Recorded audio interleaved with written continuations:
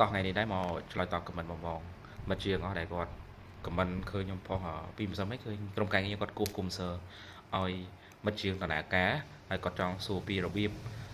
តខ្សែហ្នឹងនេះអាពេលខ្សែវេទមន្តនេះទេ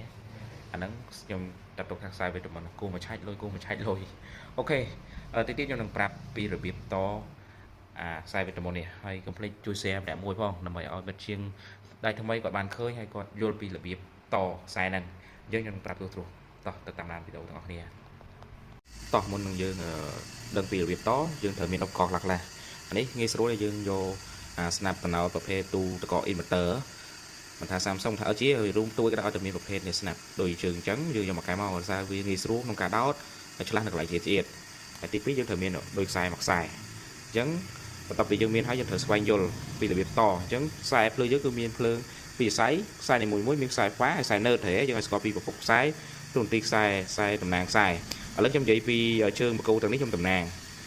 ជើងឲ្យយើងស្គាល់ពីជើងដែលយើងត្រូវតឥឡូវជើងខាងលើនេះជាជើង C បាននេះជាជើងរួមអានេះជើងរ៉ានអានេះជើង start អញ្ចឹងពីរហ្នឹងជើងណាក៏បានយើងអត់ខ្វល់ទេអ្វីដែលសំខាន់គឺយើងត្រូវតភ្លើងប្រភពភ្លើងមេដារិចនោះមួយត្រូវចូលមកជើង C ជើងរួមនេះមួយភ្លើងខ្សែភ្លើងយើងមានពីរខ្សែយើងយកមកខ្សែយកមកដាក់ជើងរួមនេះហើយបន្ទាប់មកជើងរ៉ានជើង start យើងត្រូវបដោះវាពីខ្សែមកនេះបដោះវាពីខ្សែនេះបដោះវាពីខ្សែនេះពីខ្សែនេះយើងបដោះពីខ្សែហ្នឹងមកដើម្បីនេះជើងប្រភពខ្សែភ្លើងយើងមួយទៀតជើង nerd ឬជើង pha អញ្ចឹងសមអាខ្សែយើងយកវាមកដោតជើងរ៉ានក៏បានជើង start បានបញ្ជាក់ពេលយើងដោតយើងអត់ដឹងប្រភពកុំព្យូទ័រថាជើងណាជើងរ៉ាន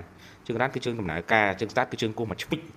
ដើម្បីឲ្យកុំព្យូទ័រដំណើរការអញ្ចឹងយើងស្គាល់ពីទូនទីនិមិត្តសញ្ញានៅលើជើងហ្នឹងអញ្ចឹងខ្សែភ្លើងមួយខ្សែទៀតគឺយើងត្រូវដោតចូលដូចហ្នឹងគឺប្រភពហ្នឹងគឺត្រូវចូលជើងរ៉ានឬជើង air ជើង o ហ្នឹងចូលវាមួយមកហើយយើងគោះពីជើងរ៉ានមក start ជើង start គោះនេះយើងនេះខ្សែណាគោះហើយគោះភ្លើងរ៉ាច់មកបាច់ផាកង់ហ្នឹងឯងរ៉ាច់ឆៅមកឆាច់ហើយបញ្ជាក់ខ្សែយើងត្រូវតែប្រយ័ត្នខ្ញុំប្រយ័ត្នគ្រោះថ្នាក់ប្រភពខ្សែខ្ញុំសិនមកខ្ញុំបុគ្គលិកគាត់ធ្វើហ្នឹងគឺគាត់កែខ្លួនគាត់គោះឲ្យឧបករណ៍ដែលខ្ញុំប្រើប្រាស់គឺខ្ញុំរោកស៊ូច្រើនតង់ហើយប្រភពខ្សែយើងប្រយ័ត្នគឺយើងស្មើកាន់រិចយើងមើលខ្សែទៅឡត់អញ្ចឹងឬមួយយើងកាន់ស្រោមដៃអីឬមួយទៅកាប់ពាក់ព័ន្ធការគោះហើយអានេះខ្ញុំធ្វើដកបានណាព្រោះជើងកុំព្យូទ័រវាអាចខុសជើងពោខ្លះមកលើកុំព្យូទ័រខ្លះអញ្ចឹងអានេះវាដកត្រឡប់មកជើងរ៉ានខាងនេះវិញក៏បានដែរបើថាសំខាន់យើងធ្វើដកដោតអ្វីសំខាន់មិនខ្វល់ទេសំខាន់ឲ្យចូលតែភ្លើងមួយចំហៀងចូលជើង C មកចូល C direct មួយមកហើយអាជើងរ៉ានជើង start នេះមិនខ្វល់យើងដោតខុសយើងឆ្លាស់មកធ្វើតាមខ្ញុំនេះដកបាននេះឆ្លាស់ជើងបាននេះខ្សែចូលភ្លើង direct មួយអានេះប្រភពភ្លើង direct ពណ៌ឈាមជ្រូកនេះភ្លើង direct មួយនេះប្រភពភ្លើង direct មួយ